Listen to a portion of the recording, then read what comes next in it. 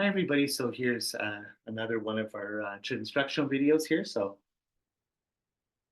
on number 4, and I'm just going to show you the stylized drumming Matang Lai Kadro for the Ganden Chod, what we usually call Ganden Chod, the Ganden Ensa Lineage.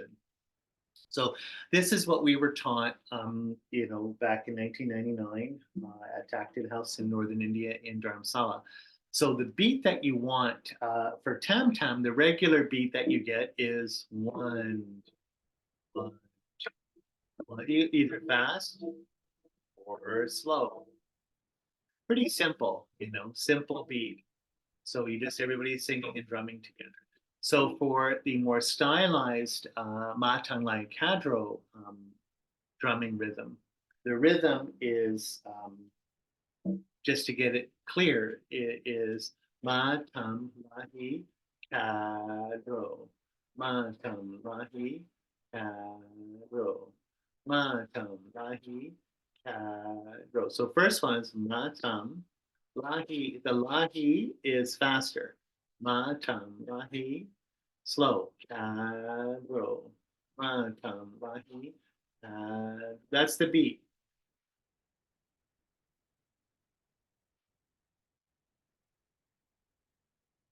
Go down.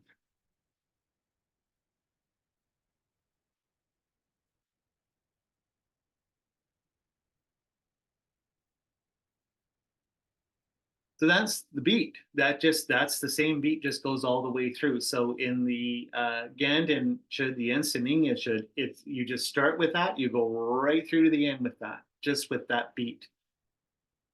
Lahi Kadro. So the Lahi beat, the quick beat, that's sort of the punchier part of the rhythm. It's like waking you up.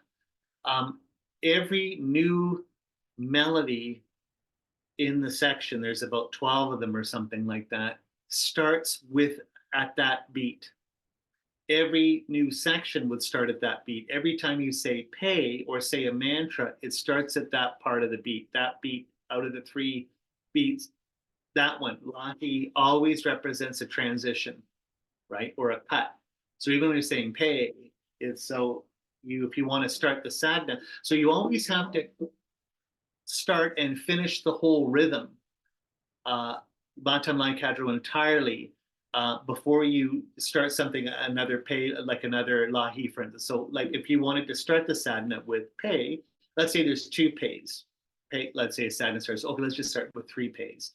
Lucky number 3. A sadhana starts with pay, pay, pay, for instance. You would go like this. Pay, pay, pay. So you can see, almost like what we were taught it in a very exaggerated way. So you can do it if you see that old video from his host, Kalkajasa Dampa Rinpoche in 1995. He's drumming like this. It's very subtle.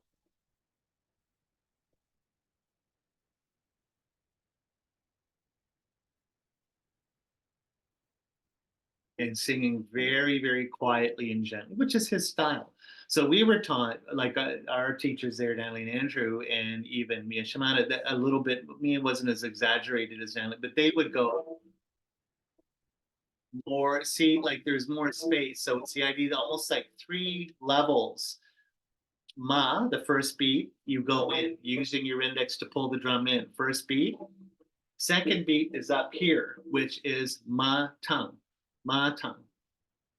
So tongue, you're using your thumb to get the beat up there, in almost in the sky.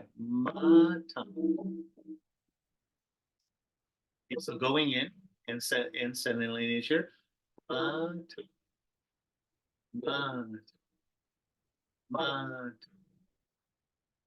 Now then come down in the middle, almost kind of like heart level, is the Lahi. So at this point, you're going to pull in with your index and push with your thumb. So it's ma, la, la, just like a regular tam on the spot, doing face to face. Now then drop it below. Again, this pulling in with your index, ka, and then you're supposed to swing out like on a rail.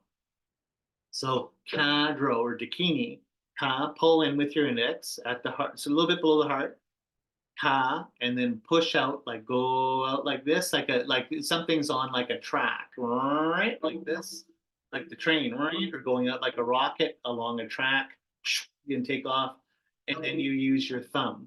Now, just like as Hans Kalkajas Rinpoche said, with the thumb, a lot of times it's hard to actually, what you'll find is that, when I do this, one of these will hit, not the other.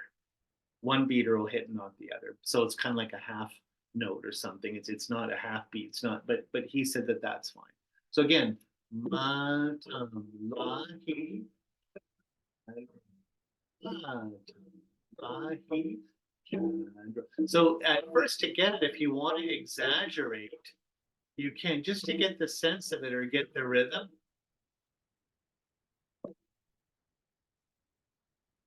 And then when you're comfortable, make it tighter, bring it in. So it's one, one, ahi, one, ahi.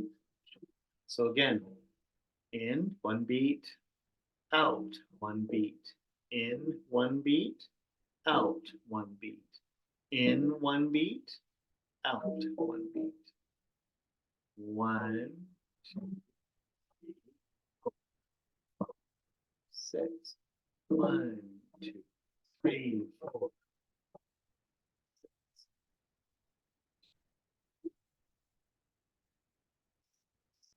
So there you go. And again, easier said than done. This just takes practice. So again, you can loop up your little beaters at the top of your drum here so they don't fall and make a noise. Especially, we lived in apartments for years and we played Chod, and everyone would be banging on the floor, that banging on their seat with the broomstick telling us to shut up. So they don't want to hear you practicing all the time. So you can just tie your little beaters up and then do this, just practicing ma tam lahi.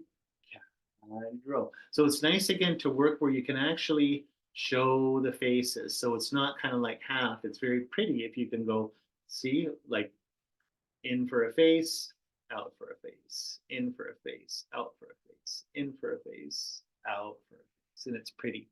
Matan lai kadro.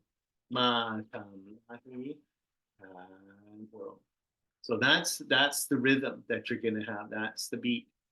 And again, everything starts and finishes with it. So if you want to use the bell, um, uh, you have it's.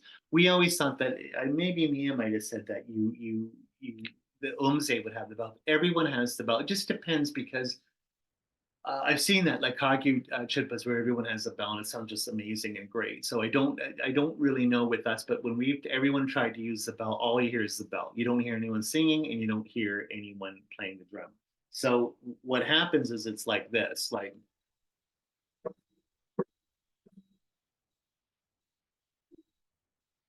my drum bells, very noisy. So again, maybe one person using the bell is nice, or the umze, or one of your friends, they say, okay, this is the bell. And of course, the bell keeps the time. So technically, everyone has to follow the umze because their singing and drumming is what goes. They have the time, they have the pacing, they've got the melody, and they've also got the beat, timing for the beat. And of course, the Matan Lai Kandro, we have to wait so for instance, if everything starts with the Lahi beat, we have to wait when they start.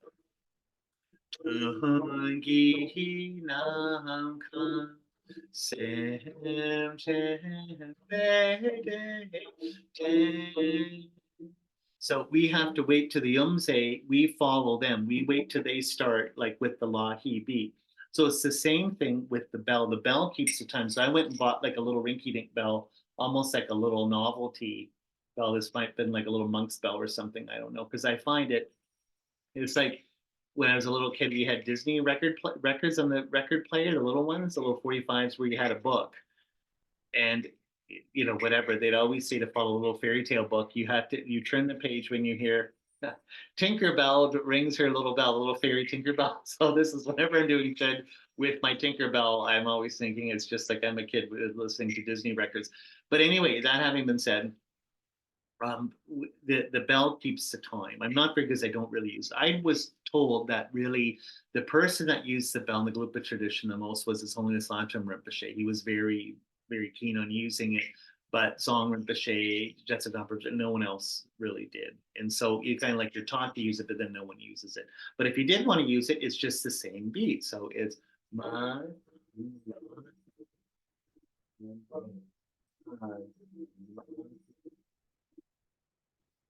ma. So you're just like this at your heart level.